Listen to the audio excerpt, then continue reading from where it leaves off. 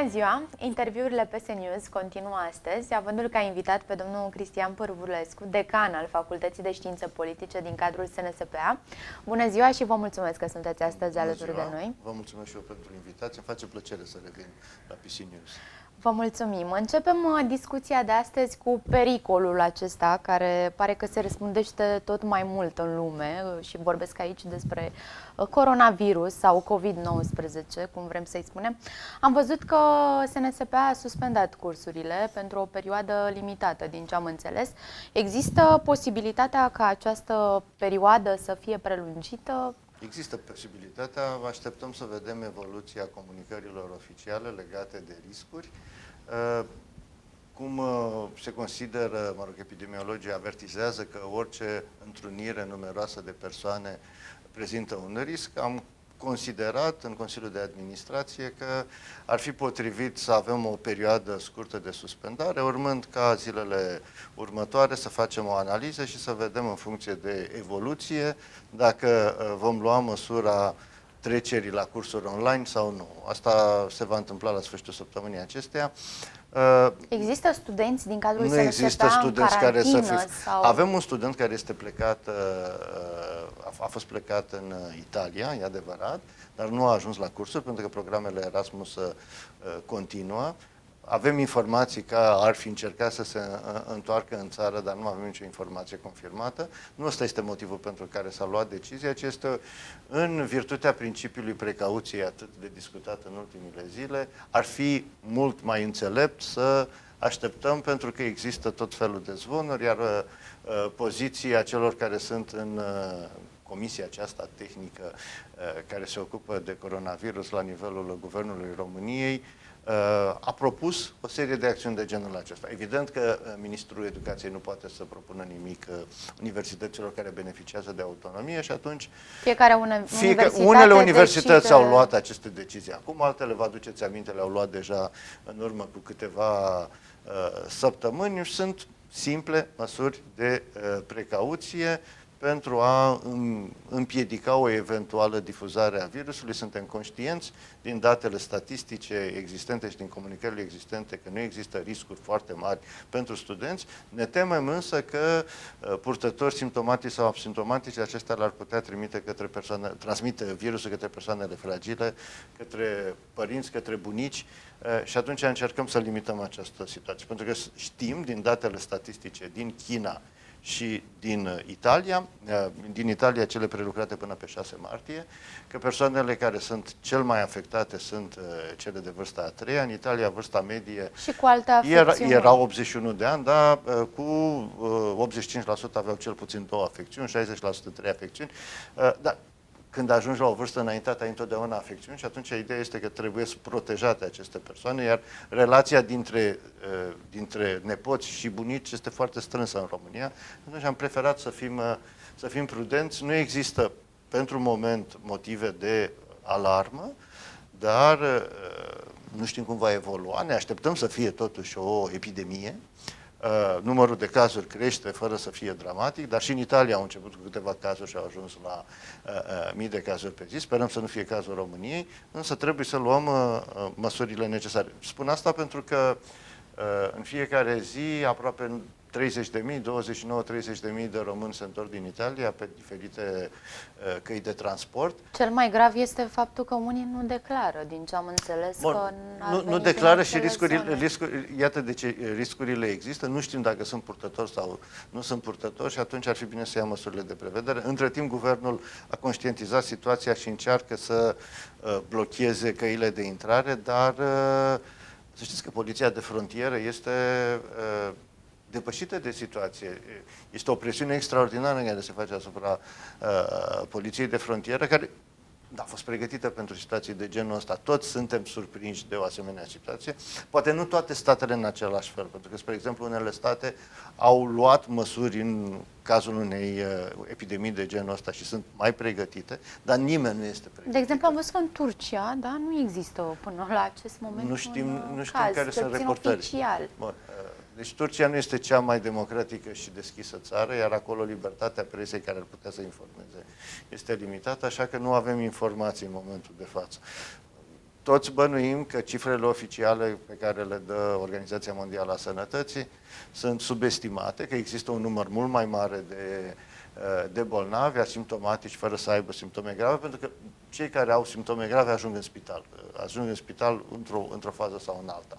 În Coreea de Sud, o țară care a fost până de curând a doua afectată după China și care nu a închis în niciun fel granițele, în Coreea de Sud au făcut o cercetare pe 120.000 de cetățeni pentru a vedea cam care este gradul de difuzare al coronavirusului. Au constatat că aveau mult mai multe cazuri decât cele care erau declarate, că multe aveau forme asimptomatice și au putut să facă un calcul mai bun al riscurilor. Dar, așa cum am temut, am și scris, am și explicat în apariții pe care le-am avut în ultimele săptămâni, panica s-a instalat.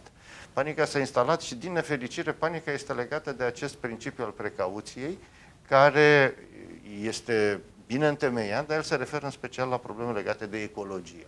În momentul în care intrăm în domeniul ăsta al sănătății, riscurile sunt foarte mari. În domeniul fake news-ului, pentru că într-un asemenea moment fake news, teoriile conspirației înfloresc. Internetul este plin de, bineînțeles, tot rețelele de teorii sociale, zilele acestea. evident. Evident, unele sunt doar simple reluări ale unor teorii mai vechi care sunt adaptate, altele, pentru că nu e așa, există inovație, încearcă cu formule noi, dar în general constatăm că este cam același tip de conspirație care este adaptată, model de conspirație care este adaptat momentului actual. Însă, apropo de fake news există dintotdeauna.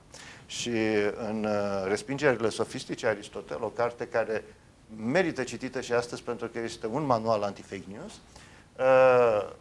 Aristotel se referă exact la ceea ce reprezintă principiul precauției, pe care îl consider o eroare logică, adică o generalizare pripită. Dintr-un număr de cazuri, tragi concluzii pentru o majoritate. Și cred că mulți, din bune intenții, ajung să propage această panică care duce la un blocaj social. Vă propun să vă imaginați dumneavoastră și cei care ne urmăresc următorul scenariu. Avem o clădire, incendiu, lumea se sperie și se îndreaptă spre ușă. Dacă toți se îndreaptă în același timp spre ușă, nu vor avea șanse să se salveze. Din păcate am avut și un caz în România, ne amintim colectiv. Exact, colectiv, sunt nenumărate. E un model al rezultatelor panicii. În condițiile astea ar fi nevoie de mai multă rațiune, de un control rațional al situației, numai că primii care se panichează sunt politicieni. Pentru că trăim într-o epocă în care domină opinia. Dumneavoastră spuneați că rețelele sociale sunt pline de opinii, opiniile nu sunt adevăruri. Mai fiind și oamenii de știință care au opinii, nu teorii care să fie fundamentate, și toate lucrurile astea creează o temere care poate avea consecințe dramatice. Eu încerc să compar. Cine pierde și cine câștigă din toată această isterie creată în... Știți cum e? Zvonul are un mecanism propriu. Deci dacă inițial... Și vorbesc de zvon care este strâns legat de teoria conspirației. Zvonul se alimentează singur. Zvonul crește, devine în ce în ce mai înspăimântător și având în vedere neîncrederea, aș putea spune, genetică în autorități, că ea nu este o situație nouă, ea există dintotdeauna. Oamenii sunt tentați să creadă că cei care conduc mint. Mint în mod sistematic, nu spun adevărul, deci adevărul este cel care este prezentat de zvon. Care zvon, pentru a fi credibil, conține elemente, conține elemente care sunt reale, care fac reale.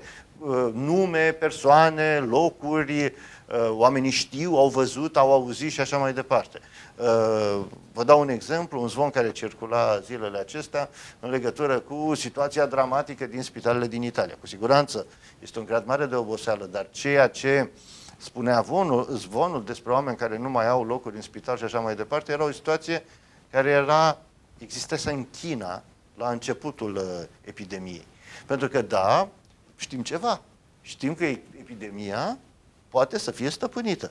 Nu știm dacă va fi stăpânită definitiv, dar China a ajuns la situația în care numărul de îmbolnăviri a scăzut în mod semnificativ și de asta mulți respiră la nivel economic pe plan mondial, s-ar putea ca în zilele următoare, chiar poate de astăzi, Wuhanul și Hubeiul, regiunea în care se află Wuhanul, să înceapă activitățile economice și asta ar face ca unul din motoarele economice ale lumii să funcționeze. Pentru că am văzut consecințele panicii, bursele s-au prăbușit, prețul petrolului se prăbușește din două motive, odată din cauza faptului că economia nu mai funcționează, deci nu mai e nevoie de petrol atât de mult și atunci, evident, scade cererea, scade prețul, dar și din cauza unui război inedit, economic, care a apărut în ultimele zile între Arabia Saudită și Rusia, care se aliaseră pentru a menține un preț ridicat. Arabia Saudită și țările OPEC au încercat să producă scăderea prețului producției de petrol pentru a menține un preț ridicat. Rusia n-a fost de acord și am ajuns acum la... Și știm de ce n-a fost Rusia de acord. Mulți spun că numai din cauza producției de petrol rusesc, nu este vorba de producția de gaz rusesc, care este asociată pe burse cu prețul petrolului. Gazul reprezintă o proporție din prețul petrolului. Dacă scade prețul petrolului, scade prețul gazului. Rusia este într-o situație economică deloc extraordinară. Mă întrebați cine profită. Rusia nu profită. America nu profită. Aparent nu profită nimeni. Nu profită nimeni. De toate aceste zvonuri nu fac decât să blocheze mecanismele sociale și asta o știm de multă vreme. Au fost regimuri politice înfloritoare care s-au prăbușit în urma unor campanii de zvonuri. Exemplul pe care îl dau este cel legat de Revoluția franceză, care a dus la căderea vechiului regim, care era un regim care părea puternic și stabil în câteva luni de zile din cauza zvonurilor. Deci ne bate criza la ușă, să înțeleg, criza economică. Eu sper că nu, depinde de relansarea Chinei economic, dar semne sunt și unii economiști avertizează că dacă situația continuă, în orice caz, bursele nu s-au mai prăbușit așa de 10 ani, deci dacă situația continuă, există riscul ca totul să se transforme într-o criză economică cu consecințe foarte complicate. Dar politicienii în continuare reacționează irațional. Închiderea Italiei, spre exemplu, care pare să fie o decizie corectă, ea trebuie să fie pusă în context. Vorbim despre 500 de morți, 10.000 de bolnavi, o rată de câteva sute de oameni însănătoșiți complet, la o populație de 60 de milioane. Întrebarea e, măsura este o măsură proporțională?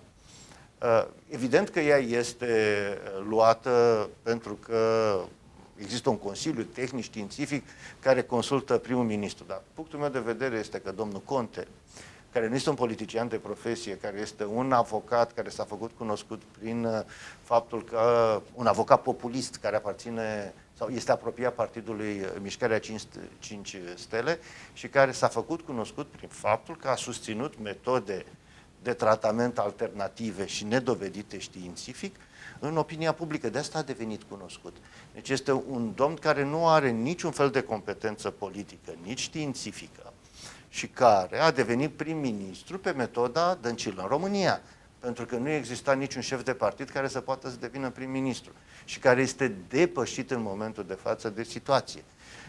A fost depășit în toată perioada aceasta de situație și acum această decizie disperată de a închide Italia este una care va avea consecințe care sunt greu de calculat. Mi-e greu să vă spun acum dacă e bună sau nu. Mulți vor spune, în principiu precauției, trebuie să controlăm, situația devenise necontrolabilă. De fapt, am încercat să-mi explic de ce s-au luat unele măsuri în Italia și am înțeles argumentele Comisiei Tehnice. Așa cum probabil cei care ne urmăresc știu, o epidemie are 3 faze. Faza întâi când apar primele cazuri, faza a doua în care începe să se înmulțească numărul de cazuri și faza a treia când apar decesele și numărul de cazuri devine foarte mare, din zi în zi mai mare. O epidemie are o curbă ascendentă și descendentă care depinde de diferiți factori. Bun, în Italia au ajuns la faza a treia foarte repede. În 2 săptămâni au trecut de la faza 1 la faza în 24 de ore au avut 133 de morți raportate. Da, dar cum vă spuneam, e vorba despre media de vârstă de 81 de ani, deci e o întreagă discuție. Dar, ce s-a întâmplat? Având în vedere numărul mare de îmbolnăviri,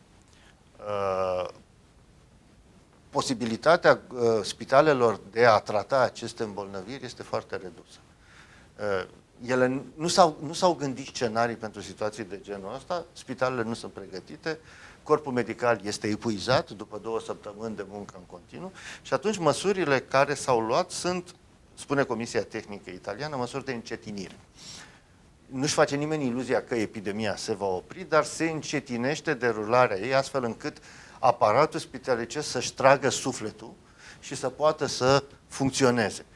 Ăsta este motivul pentru care au luat această decizie. Deci este că nu pot face față, practic. Efectiv, nu pot face față. Nu pentru că situația devine îngrozitoare, ci pentru simplu motiv că sistemul sanitar italian nu mai poate face față. Și ați văzut, poate, unii dintre dumneavoastră, cei care ne privesc, apeluri disperate ale medicilor italieni din prima linie care cer ca oamenii să rămână acasă pentru că în curând nu se va mai putea asigura asistență medicală. Și mai este un efect pervers. Dacă se asigură asistență medicală doar celor bolnavi de COVID, ceilalți, și mai sunt oameni bolnavi de alte boli, nu vor putea în niciun fel fi menținuți în sănătate, într-o stare de sănătate. Se vor face prioritizări, situația devine complicată. Și atunci s-a luat această măsură de tip chinezesc, liberticidă și periculoasă. La nivelul României, și la nivelul României... cum credeți că va sta situația în perioada următoare? Să ne așteptăm la mai multe cazuri? Evident, deja avem 17 eu confirmate. Cred că numărul de cazuri se va înmulți. Cred că vom intra în faza a doua, există șansele să intrăm și în faza a treia. E foarte greu de spus, pentru că nimeni nu știe cum acționează acest virus. Constatăm că la aproximativ 1 milion de români în Italia, numărul de îmbolnăviri a fost foarte mic. În orice caz, îmbolnăviri care să aibă consecințe clinice. Probabil pentru că sunt tineri, că nu-mi dau seama. O să avem o explicație atunci când vom avea timp să ne ocupăm de analize mai serioase. În momentul de față trebuie să stingem incendiul. Deci avem un incendiu și trebuie să-l stingem, trebuie să controlăm și problema nu este medicală, problema este politică, pentru că deciziile sunt politice. Dar deciziile trebuie să țină cont de capacitățile sistemului medical din fiecare țară. Și am văzut, sistemul medical din Italia a fost în mod clar depășit. Sistemul de sănătate italian, din cea mai dezvoltată zonă economică a Italiei, n-a făcut față. Atunci ne punem întrebarea în România. Este în România, dacă în Italia, da, unde este un sistem medical dezvoltat. Ăsta este motivul pentru care Comisia Tehnică din România a propus măsuri dure din faza 1 pentru a micșora numărul de contacte și pentru a crește șansa de difuzare a virusului, astfel încât sistemul de sănătate din România să facă față. Deși, mă rog, ni s-a spus că există un număr de paturi, câteva mii de paturi. Limitate însă. E adevărat, da, vorbim de terapie intensivă. Dar câți ajung în terapie intensivă?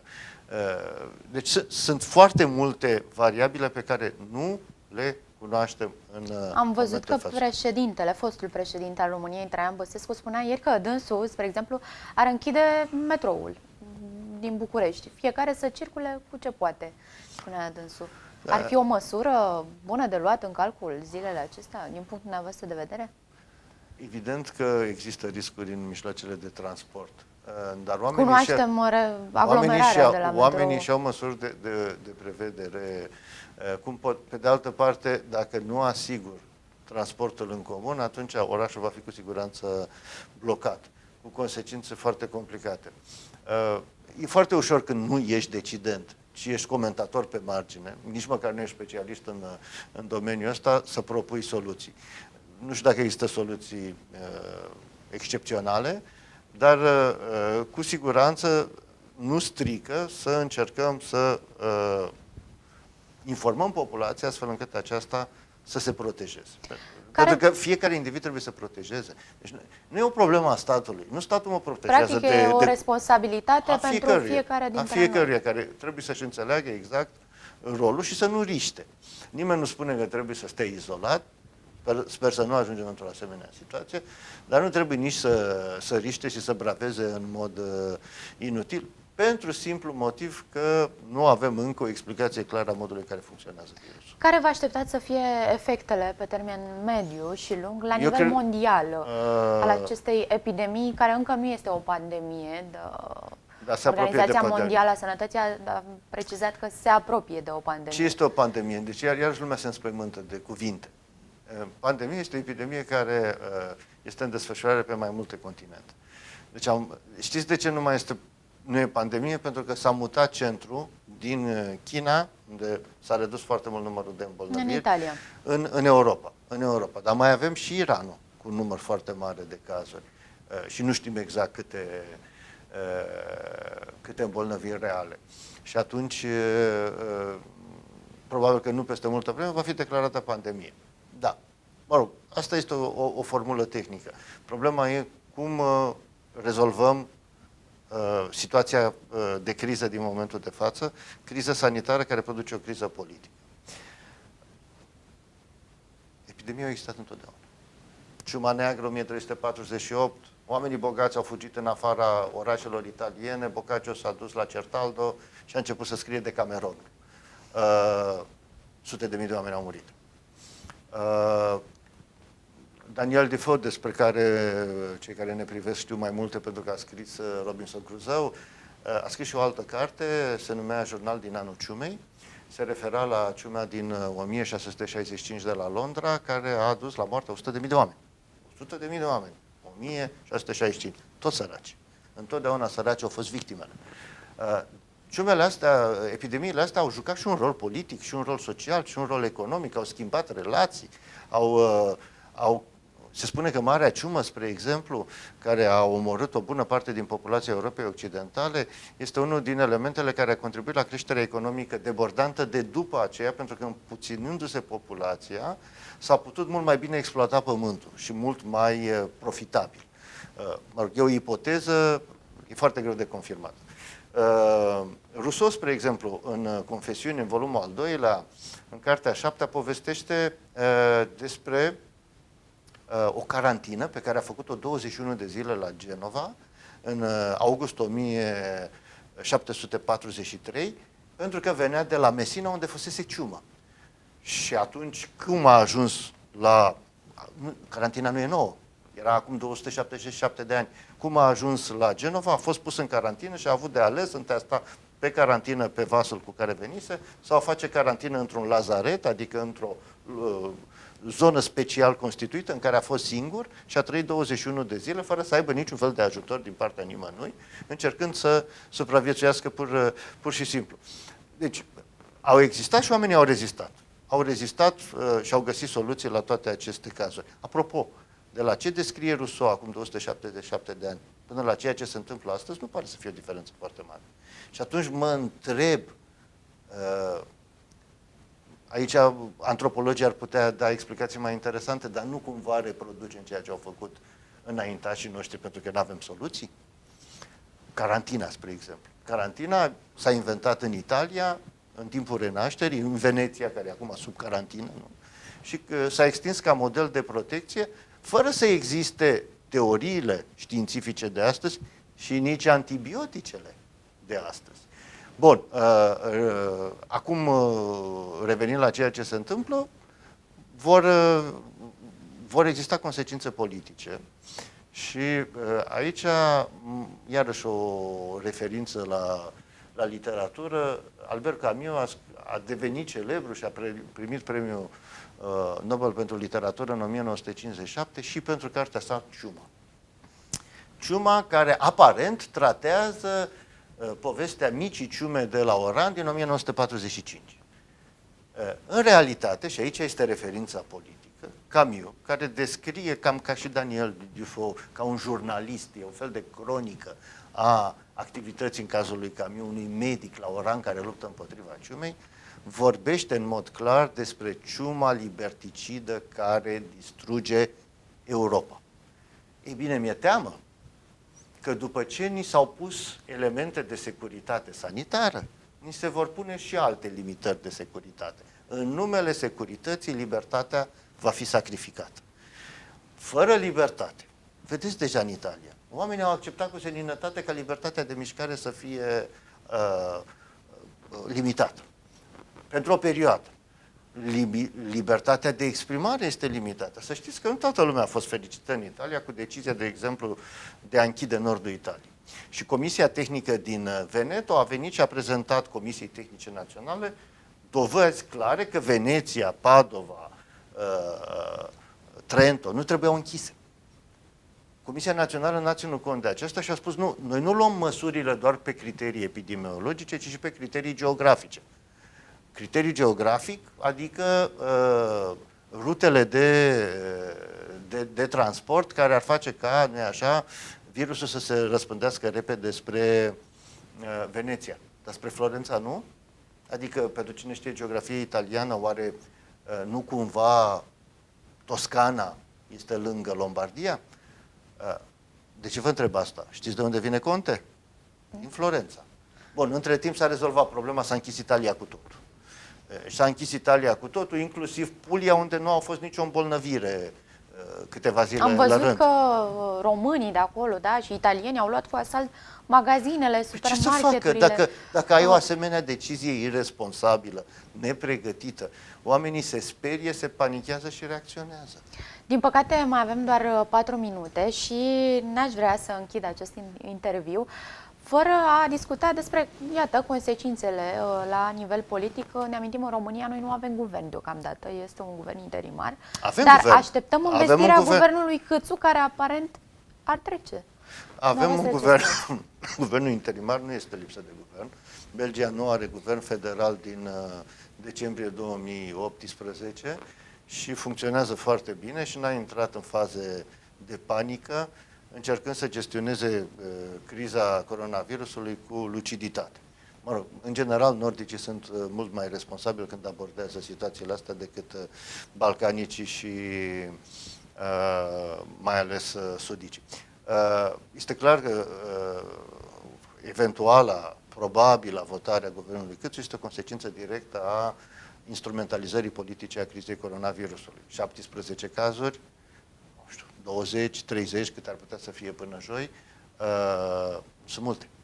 În orice caz nu ar justifica o asemenea situație, dar partidele se pot folosi de anumite partide, din motive diferite, se folosesc de această criză pentru a pune PNL-ul și pe președintele Iohannis într-o situație incomodă, nu știu dacă e dificilă, incomodă. Odată să împiedice alegerile anticipate, deși orice guvern, oricât de legitim ar fi el, aparent legitim, care nu are majoritate în Parlament, nu va putea să guverneze, nu va fi cu mult mai competent și mai sigur pe sine decât guvernul interimar actual. Deci problema va rămâne, pentru că știți ce se întâmplă? Noi avem o criză sistemică pe care refuzăm să o acceptăm. Această criză sistemică care face să avem instabilitate guvernamentală. Am mai vorbit cu dumneavoastră. Nu am avut suspendări ale președintelui 2. Am avut moțiuni de cenzură 4 care au fost aprobate între 2009 și 2020, în 11 ani. Instabilitate guvernamentală cronică. Ce poți să faci în condițiile astea? Să vezi care sunt cauzele, să le rezolvi. Pentru a le rezolva ai nevoie de o majoritate parlamentară prezidențială care să se sprijine un proiect de reformă. Pe care PNL-ul deocamdată nu mai poate are. să susțină, pentru că coronavirusul a venit ca o mânușă, nu numai pentru PSD, ci pentru toate partidele politice, inclusiv aliate formal cu PNL-ul, USR+, care profită de situație pentru a avea oarecare profit. PNL-ul este cel care are de pierdut zilele acestea. În orice caz, nu știu dacă are de pierdut, dar cu siguranță nu va putea merge pe scenariul următor, pe scenariul propus, adică spre alegeri anticipate, ceea ce, din păcate, va face ca reformele din România să fie amânate pentru o perioadă foarte lungă de timp. Am mai pierdut o oportunitate. Partidele care susțin alegeri anticipate zilele acestea, într-o Nu perioadă de criză, nu mai există. PNL pare că ar fi acolo. Am să vă spun un lucru. Eu cred că alegerile anticipate sunt o soluție. Cred că statele se închid din cauza unei epidemii. Cred că unii care au tendințe pe care ar trebui să le cerceteze la psiholog, înainte de a intra în politică, profită de situațiile astea pentru a avea un oarecare câștig. Eu cred că avem nevoie de rezolvarea crizei politice.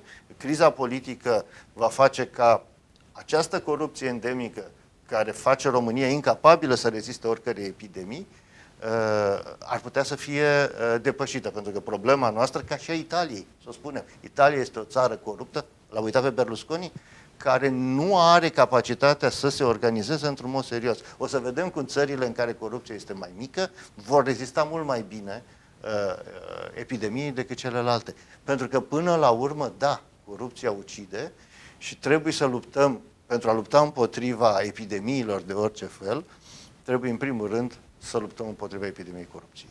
Domnule Cristian Părvulescu, eu vă mulțumesc pentru prezența dumneavoastră alături de noi. Transmitem un apel către toată lumea care ne privește să aibă grijă la fake news-uri, da? Și la informațiile false răspândite în mediul online zilele acestea și să se informeze corect. Mulțumim!